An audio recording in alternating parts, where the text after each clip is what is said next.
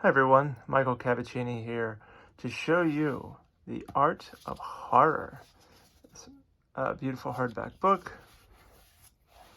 from Applause Book. So what is this book all about? Well, let's take a look at the description on the back. So this retails for $45 in the United States. However, if you buy it online, like on Amazon, you can definitely spend a lot less. So, The Art of Horror, a celebration of frightfully fearful images compiled by some of the biggest and most respected names working in the genre. From early engravings via dust jackets, book illustrations, pulp magazines, movie posters, and comic books, to original paintings and the latest digital artwork, there are over 500 images presented in The Art of Horror, from the shockingly lurid to the hauntingly beautiful. Vampires, werewolves, zombies, ghosts, devils, serial killers, alien invaders, and many more. Every aspect of the genre is represented in all its gory glory. Multiple award-winning editor Stephen Jones and his stellar team of over 100 contributors, both writers and artists, have sourced visuals from archives and their own private collections, ensuring an unprecedented selection, including many rarities and a number of previously unpublished pieces, that, alongside the authoritative text, builds into a unique and fascinating history of horror. This book includes an exclusive foreword by Neil Gaiman, the award-winning author of the Sandman comic book series and the novels American Gods, The Graveyard Book, and The Ocean at the End of the Lane. So let's crack it open and see what's inside. The Art of Horror. And this is a kind of like a fabric texture to the outside of the book, so that's pretty neat. I haven't really seen that before. I think it's a pretty cool choice that they made there.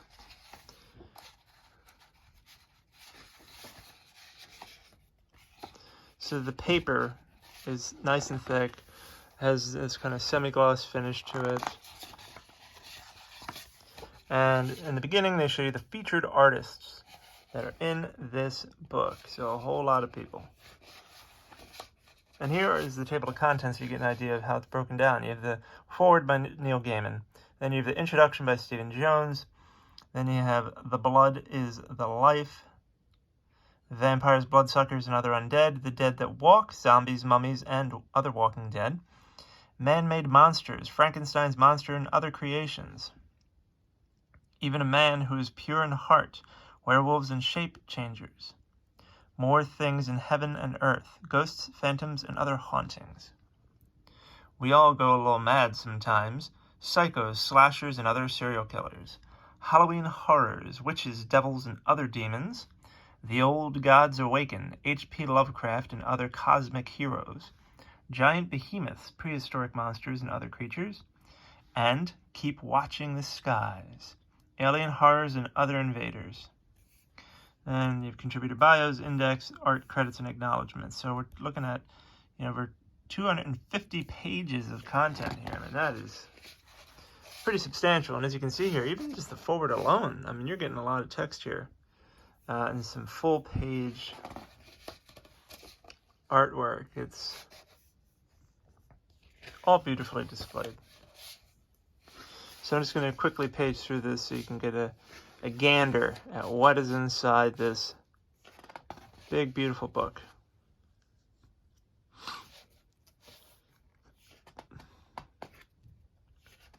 And if you are interested in ordering this book, I'm going to include a link down below.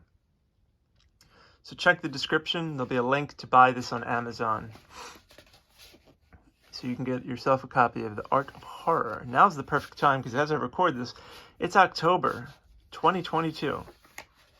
Hellraiser, the new Hellraiser movie's out on Hulu. Halloween Ends is streaming on Peacock. If you haven't seen my video reviews of those two movies, go check them out.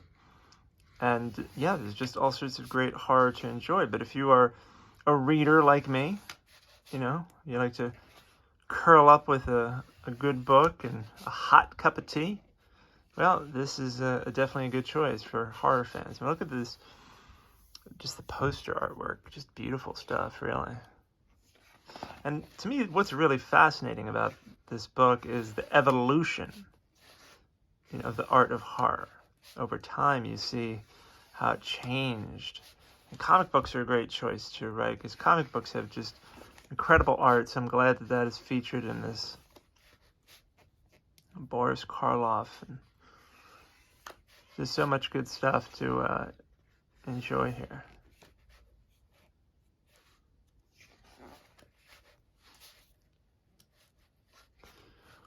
Shaun of the Dead. Zombies. Always prominently featured in horror.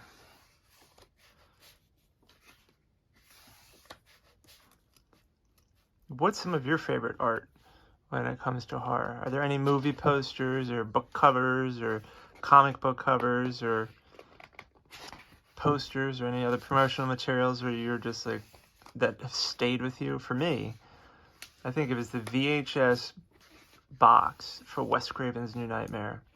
It was, I believe it was like a painting of Freddy Krueger, from like a profile type angled shot. And that was the first Nightmare on Elm Street I ever watched. I remember picking up that VHS tape because I was just so enamored by that imagery that I went home, watched the movie, and I quickly became a huge fan of Freddy and Wes Craven and never looked back.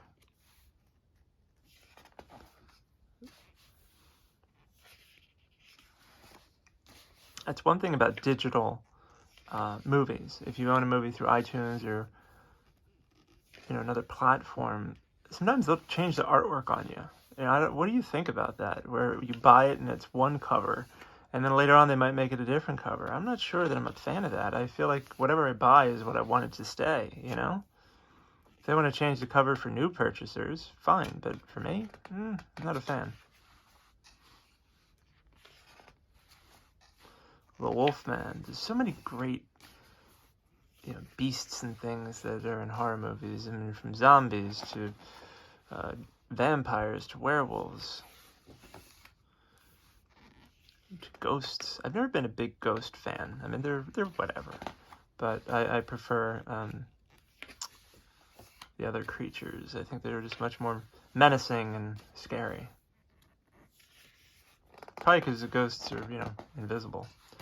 I guess that makes it not nearly as frightening for me. Vincent Price, an iconic actor and a voice that no one will ever forget. Look at these paintings. Just beautiful. Great ghost stories of the world. We all go a little mad sometimes. Thomas Harris, Red Dragon.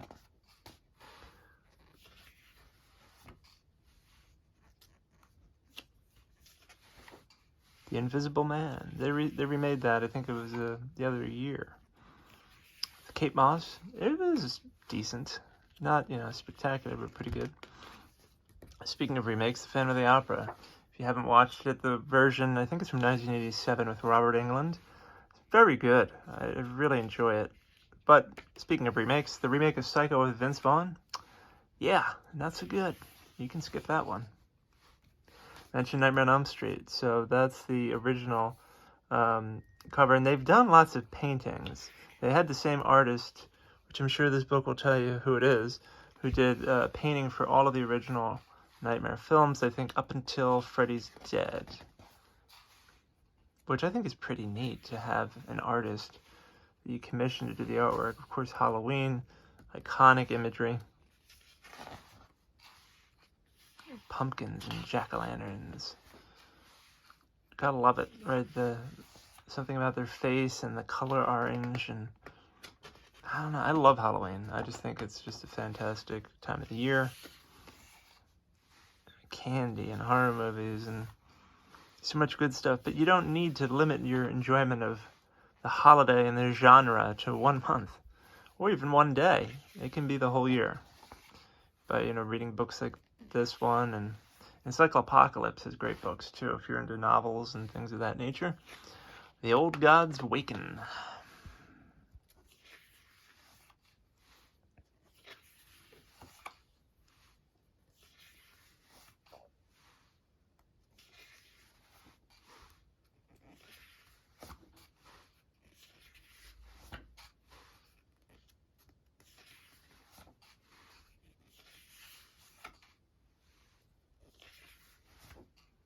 Reanimator, one of the best.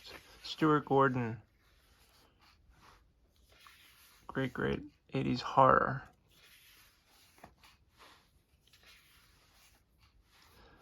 For whatever reason, I am attracted to 1980s horror. I was born in the 80s, and for whatever reason, I just adore it. Wish I was a little older so I could have enjoyed it, not as a toddler. Godzilla. These characters just stay with us, right? They just evolve over time, and they're still here, the ones that are most potent. King Kong and Godzilla and mummies and werewolves and vampires. And actually, there's a great series on Shudder right now about the history of LGBTQ queer horror. Basically, I think it's called Queer for Fear. Really interesting.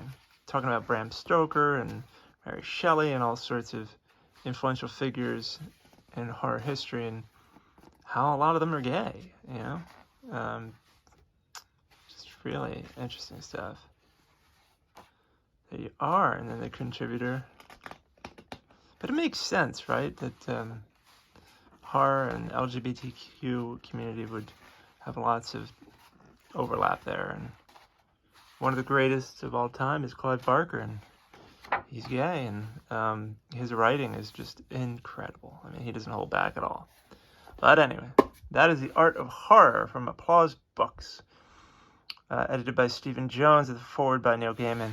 And actually, as mentioned, Clive Barker a minute ago, I'm pretty sure Stephen Jones did some publicity for the Hellraiser franchise back in the day. He is in the Leviathan documentary about Hellraiser. And that's where I remember seeing his name from. So that is The Art of Horror from Applause Books. I am going to create another video momentarily about the art of horror movies, also from Applause Books. So check out the video about this book, which I will show you in that video. Thanks for tuning in to this one. If you want to buy this book, like I said, there's a link down below. Click that link, and you can go straight to Amazon and snag yourself a copy. Please make sure to like this video. Subscribe to my channel. Visit me at michaelcavacini.com. And thanks so much for tuning in. I hope you have a happy Halloween. Take care, guys. Bye.